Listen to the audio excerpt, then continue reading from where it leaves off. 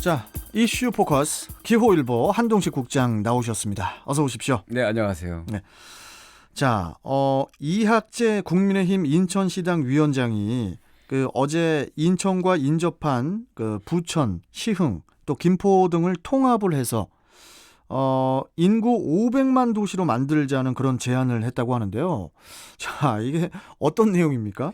네, 국회의원이었던 이학재 국민의힘 인천시당 위원장이 어제 인천시청 기자실에서 이 같은 주장을 펼쳤습니다. 그의 주장은 전국에서 진행되는 이 도시 통합 논의에 맞춰서 인천시도 이 도시 통합에 적극 나서야 한다는 주장인데요.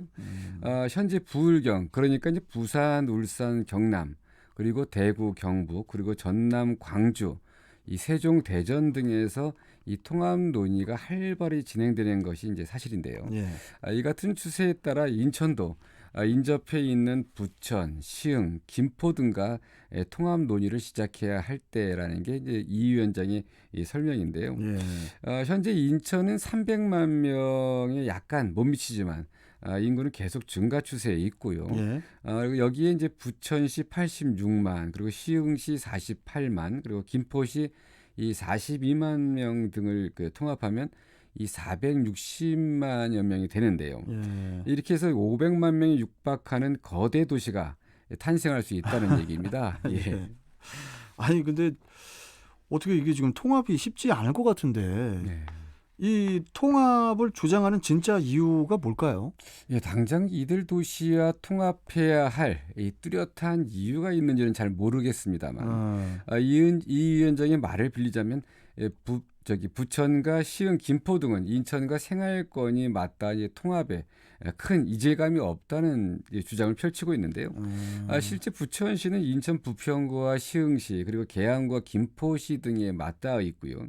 그리고 시흥시는 남동구와 부천시에 닿아 있습니다. 그리고 김포시는 계양구와 서구, 그리고 이제 부천과 인접한데요.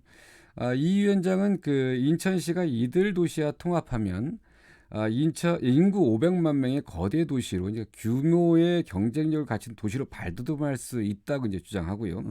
그리고 이제 공항, 항만, 경제자유구역을 적극 활용하는 것은 물론, 그러니까 주거, 교육, 교통 이런 문제들을 통합적으로 해결하면서 삶의 질 향상과 이 국가 발전에 기여할 수 있다고 이제 주장하고 있는데요. 예.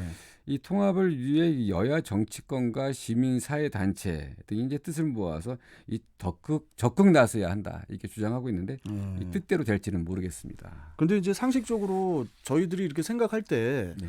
경기도가 너무 넓다 보니까 네. 그러다 보니까 이제 최근에도 이제 뭐 경기 북도, 경기 남도로 나눠야 된다 뭐 이런 이야기도 오가고. 네, 그렇습니다. 예. 그리고 우리 청취자분들도 같은 생각하실 거예요. 예를 들어서 부천이 어떻게 경기도지?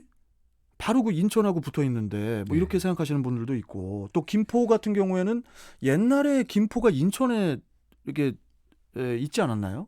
인천이 이제 맞닿아 있는 거죠. 인천이 이제 경기도에 있었죠. 제가 예. 수년 전에 김포에서 살아봤는데 네. 그때 주민분이 그러시던데요. 김포 어느 지역까지가 인천으로 돼 있었는데 네. 이게 다시 김포에서 가져왔다 뭐 이런 얘기도 있고. 네, 그 지역이 이제 검단이 네, 이제 네, 맞아요. 김포시 검단군으로 돼 있던 게 네. 인천으로 편입됐던 거죠. 그러니까 뭐 어쩔 때는 경기도에 있다가 어쩔 때는 인천에 있다가 지금 계속 좀 복잡한데 일단 지금 말씀하신 부천, 시흥, 김포 뭐 이런 지역의 지자체들의 의견을 좀 반영을 해서 주장을 한 것인지 이것도 좀 궁금하거든요. 일단 좀 어제 이 소식을 들으신 분들은 좀 생뚱맞다 이제 그런 생각을 좀 했을 겁니다. 갑자기 네. 이런 주장이 왜 나왔는지 이해되지 않습니다. 통합론을 제기하기에 앞서서 주민들의 공감대 형성이 이제 매우 중요할 것 같은데요. 그러니까 최소한 해당 지자체나 주민을 대표하는 의회의 의견 정도는 이제 들었는지 이제 모르겠습니다. 그런데 이러한 가정 없이 일방적으로 이제 통합론을 꺼내든 것이라면 아무리 좋은 취지라 하더라도요. 이면은 이제 다른 생각이 있는 것 아니냐 이런 의심을 받기 십상인데 실제 이 위원장은 이제 다음 지방선거에서 인천시장 후보로 이제 거론되는 인물입니다. 그래요? 몇만 단위의 이제 동 단위도 이제 통합하기 어려운 이런 상황에서 이 생활권이 다른 도시와의 통합은 쉽지 않은 부분이거든요. 그리고 또 자칫 지역 간의 불필요한 이 갈등도 유발할 수 있는 그런 요소도 있고요. 더구나 이제 그 인천이 부천과 김포, 시흥에 맞닿아 있는 건 사실입니다. 그렇죠, 그래서 그렇죠. 예. 그렇지만 이제 그 지역 주민들이 이제 가장 중요한 그 지역 주민들이 인천으로 이제 이 어떻게 보면 인천으로 흡수하자는 건데 흡수 통합하자는 얘기인데 더 중요한 건 이제 500만 도시가 된다고 해서 이 시민의 삶이 더 나아질 것이냐 또는 이제 이 도시가 더 발전할 수 있을 것이냐 예. 이런 이제 보장도 없는 데다가요. 그렇죠. 그것에 대한 이제 구체적인 데이터도 내놓지 못하는 상황에서 자칫하면은 이 의원의 통합론은 이제 그 무책임한 이 독백이 될 수 있다. 이제 그런 우려도 있습니다. 예. 그런데 이제 그 인천과 부천 또 김포, 시흥 등의 이제 통합 주장이 이번이 처음이 아니라면서요? 네, 그렇습니다. 그 지금 6년 전, 그러니까 2014년 1월 2일이었습니다. 새해 네. 벽두부터 지금 현재는 이제 더불어민주당 그 의원 국회의원으로 되어 있는데요. 송영길 당시 인천시장 재임 당시에 예. 그때도 이제 이 그 통합론이 이제 나왔었는데요. 당시에 이제 자급자족이 가능한 경쟁력 있는 도시가 되려면 인구가 500만에서 1000만 명은 돼야 한다. 그러면서 이제 부천, 김포, 시흥을 인천에 편입하는 방안을 이제 제시했었습니다. 그때도 지금과 그런 똑같습니다. 이야기가 있었군요. 어제 이제 이학재 위원장과 그 유사한 그런 제안이었고요. 사실 6년 전 주장과 거의 다르지 않습니다. 어제 이학재 그 위원장 주장은요. 예. 당시 송 시장도 인천이 수도권의 축이 되고 그리고 국제도시로서의 경쟁력을 갖추려면 인구가 500만 명 정도는 돼야 인천의 미래를 담보할 수 있다 이렇게 주장했는데요. 예. 당시에 그 새해 벽두부터 터져 나온 이 통합론 당시에도 이제 그 많은 이 기자들이나 이제 시민들도 좀 생뚱맞다. 그리고 그 당시 2014년은 이 지방선거가 있던 해였습니다. 그래서 지방선거를 염두에 둔 그런 거 아니냐 이렇게 했었는데.